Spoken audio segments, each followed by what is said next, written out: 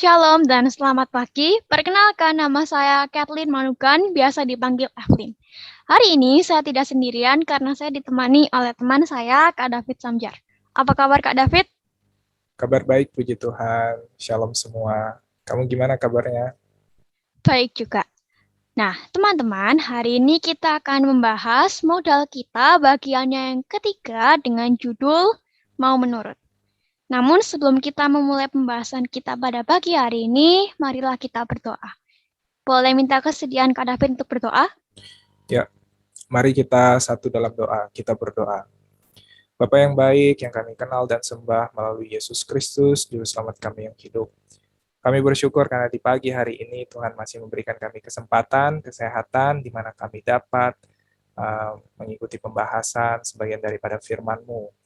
Biarlah ya Bapa, Engkau mau curahkan Roh-Mu yang kudus, baik kepada Evelyn, maupun juga kepada hamba-Mu, sehingga pembahasan ini bisa berjalan dengan baik sesuai dengan kehendak-Mu.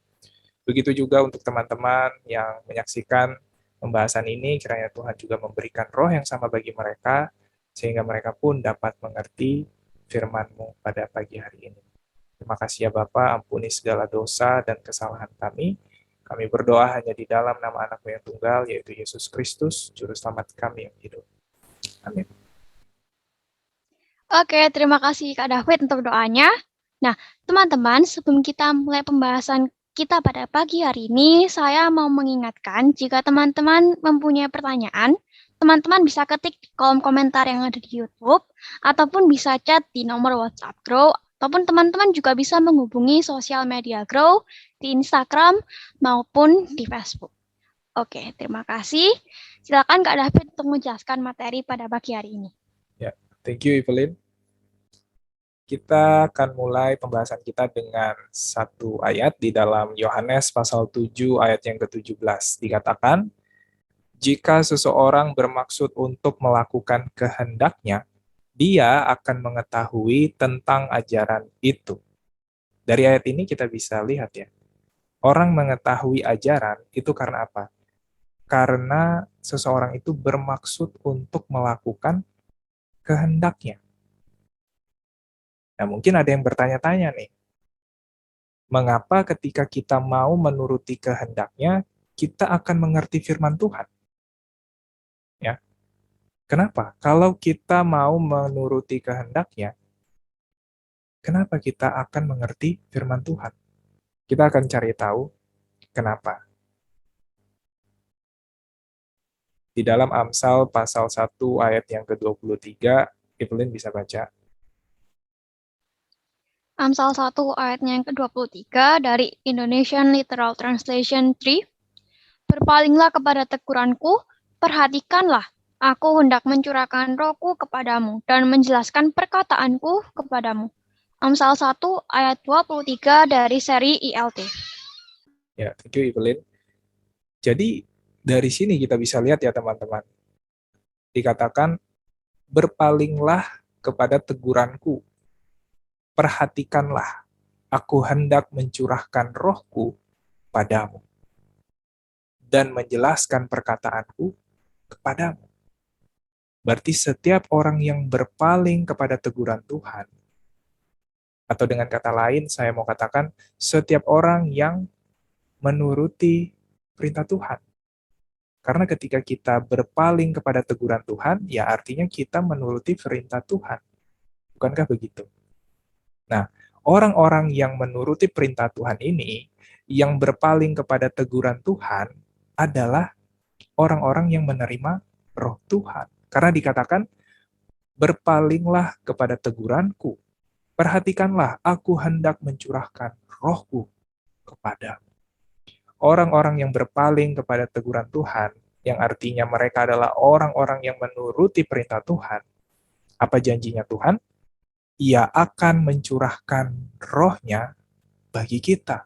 Dan bukan hanya itu, dia akan menjelaskan firman-Nya kepada kita yang mau menuruti perintah Tuhan. Nah, lalu mungkin ada yang bertanya, apa hubungannya kita mendapatkan roh Tuhan dengan memahami kebenaran firman Tuhan?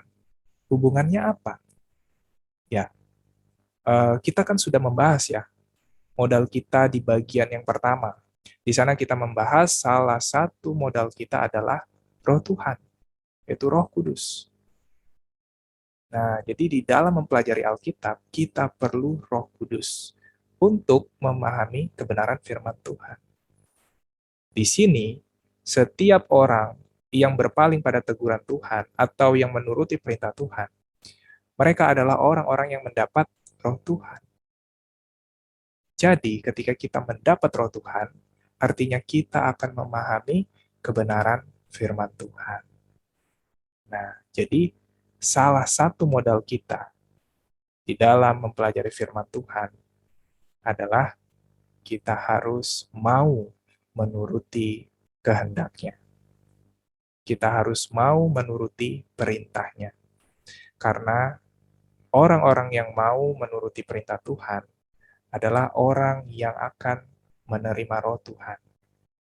Mari kita lihat kutipan kita selanjutnya di dalam buku Advent Review and Sabbath Herald tanggal 23 Juni tahun 1903, halaman yang ke-9, paragraf yang ke-6. Evelyn bisa baca. Mereka yang mau memperhatikan teguran Tuhan dan instruksi dalam perintah-perintah Allah akan menerima dengan limpah Roh Allah. Dan ia akan mengetahui kehendak Allah. Karena jika seseorang bermaksud untuk melakukan kehendaknya, dia akan mengetahui tentang ajaran itu. Dikutip dari Yohanes 7 ayatnya yang ke-17. Ya, thank you Evelyn. Jadi kutipan ini kembali lagi mengkonfirmasi apa yang kita sudah bahas tadi ya, bahwa mereka yang mau memperhatikan teguran Tuhan dan instruksi dalam perintah-perintah Allah akan menerima dengan limpah Roh Allah. Dan ia akan mengetahui kehendak Allah. Gitu. Jadi kalau kita mau mengikuti kehendak Tuhan, mau menuruti firman-Nya, maka janji Tuhan bagi kita, kita akan menerima Roh Tuhan. Dan dengan Roh Tuhan itu, kita akan memahami kebenaran. Jadi, hari ini kita belajar bahwa salah satu modal kita di dalam mempelajari firman Tuhan adalah kita harus mau menurut. Karena setiap orang yang mau menurut, Tuhan sudah janjikan Roh-Nya akan diberikan kepada orang-orang tersebut. Dan ketika kita menerima Roh Tuhan, kita akan mengerti kebenaran firman Tuhan. Jadi mari kita minta sama Tuhan, hati yang mau menurut kehendak-Nya. Agar ketika kita menyelidiki firman-Nya, kita boleh memperoleh Roh Tuhan yang menyanggupkan kita dalam memahami firman-Nya. Gitu, Evelyn.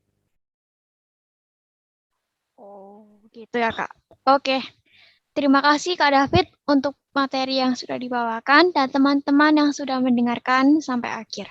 Nah, sebelum kita mengakhiri pembahasan kita pada pagi hari ini, marilah kita berdoa.